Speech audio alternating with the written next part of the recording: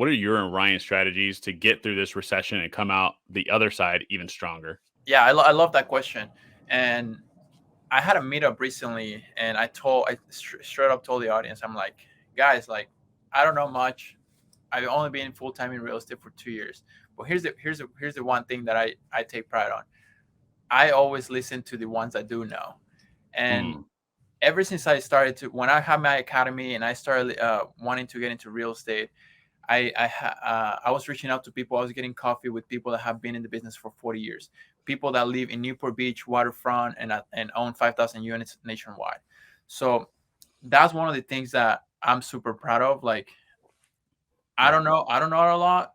I know a little bit. Fortunately for me, my partner Ryan has been flipping houses for 10 years, and the two mentors I have own 5,000 units nationwide. So those are the people that Wow. I pay attention to, and that's what I would say to anyone listening or wanting to know what they're gonna do in the next 6 months, 6 to 12 months. Like, know what listen, pay attention closely to what people that have been through 3 or 4 or 5 recessions, and see what they're Right. doing, and then adapt.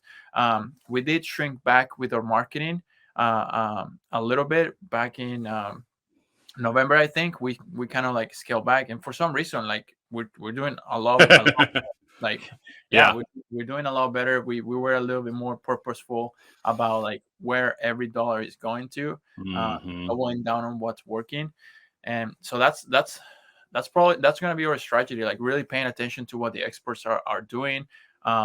We With wholesaling, I think it's helpful to know that the institutional buyers are still buying in certain Hmm. markets, because we know they must know something. They have $1 billion in their pocket. They must know something, you know. So just really paying close attention to what the people that have gone through a bunch of recessions, what they're doing.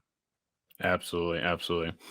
That kind of goes into my next question. You say you're listening to all these, you have mentors that are doing incredible things. What have you read or listened to that's just inspired you, Carlos? Yes. So when I when I hear that question, I thought of this book that it's not related to real estate, but I thought I would share. The book is called The Ruthless Elimination of Hurry, and Mm.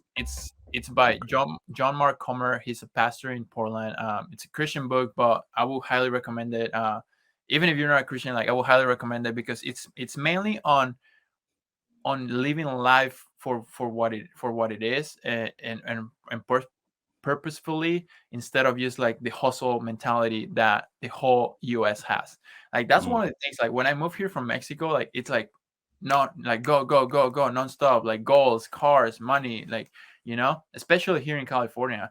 So that's one of the things that, as I started my businesses, and as I was scaling and I was growing, I was like, man, like, I just turned 30, and I was like, this is stress thing, adult thing is real. Like, I'm feeling it. So I started having some health issues and stuff, and it seems like it was all stress and pressure and all this Hmm. stuff.